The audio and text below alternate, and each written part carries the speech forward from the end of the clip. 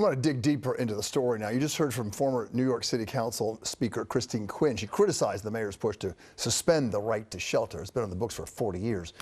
Quinn is now president and CEO of Win New York City, which is the largest provider of shelter for the city's homeless families. Most of her clients, women. She joins us live now. Chris, thank you for joining us. It's a big day for New York City because the city council took action. But let's first start about what you took off after the mayor starting yesterday about this right to have housing. You don't criticize him publicly very often, and you certainly did then. Yeah, I mean, look, I think what the mayor has done is wrongheaded. I understand his frustration. Boy, you could never have seen something like this coming. But to try to erode the right to shelter, which we've had since 1981, and it's a pretty basic idea that we should house the homeless, that we shouldn't allow children and mothers to be forced to live on the streets. That is in some ways so defining of what and who New Yorkers are. That shouldn't be eroded.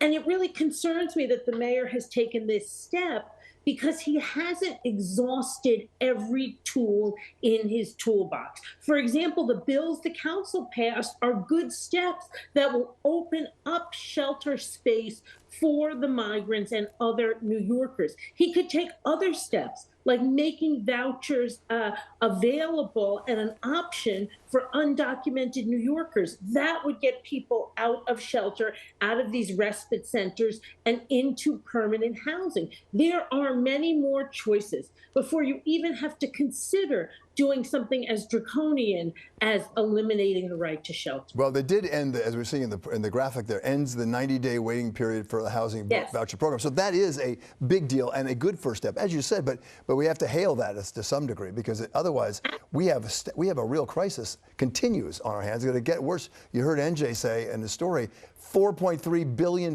by next year. It was just $1 billion less than a couple of months ago.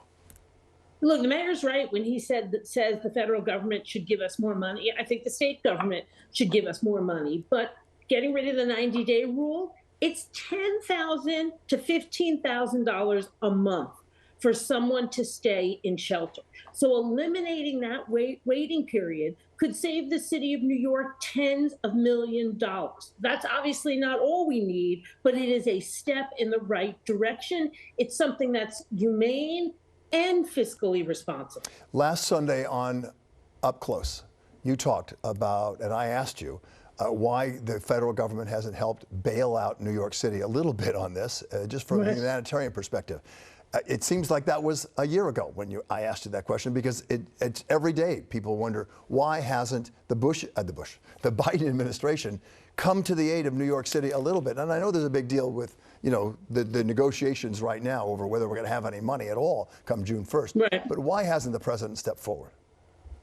I think the question about why the president and the vice president haven't stepped forward is one that's very, very hard to answer.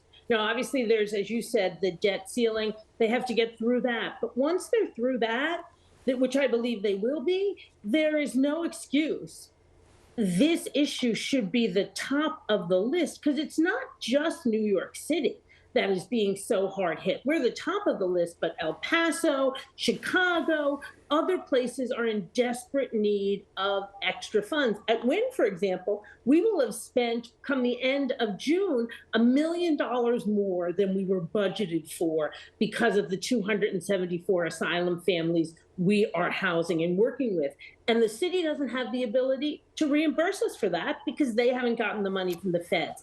It has to stop. This is a national crisis, and the president needs, just the way the mayor does, to do everything he can. For the first part of the mayor's tenure so far, he had to deal with crime, safety. It was the theme of the race for governor last year, and now all of a sudden we find ourselves dealing with homelessness, mental health, and migrants coming in.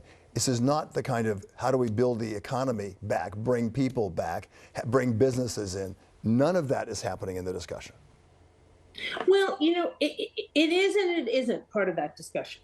Because fundamentally, in the conversations about homelessness and asylum seekers and mental health, is a conversation about who we are as a city. And I think our empathy as a city, our humanity as a city, is part of what draws people to want to be here, live here, and work here. So there can be an intersection. Also, I have to say, the 274 asylum-seeking families we have, those folks want to work. They want to fill the industries where there are great vacancies still after the Great Resignation. That can be a help to businesses in this city once we get working papers expedited. So it can really come together if we don't lose our faith and if we see the bigger picture. To that point, I interviewed Danny Meyer today about the role of business in getting workers to have permits. And he said, you know, it's 180 days before a migrant comes in and can get to work. We have to eliminate that, or at least get it down to a week or something. We need, the restaurant industry needs workers desperately. The restaurant industry needs workers desperately. There's healthcare sectors that need workers desperately. The building trades are still looking to fill gaps in their hiring. And that's just to name 3 sectors out there. And when we say, you know, the restaurant sector, we're not talking about people working at McDonald's for $15 and, you know, for minimum wage. If you work in a Danny Meyer restaurant, you're making a good living.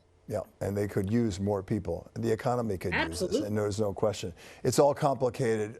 Chris Quinn, thank you so much for joining us. We appreciate your insight in making the case. And you know, it's interesting to hear you do battle a little bit with Eric Adams, because you really don't. You support him a lot, and there has been some friction between you because of this, I assume, right?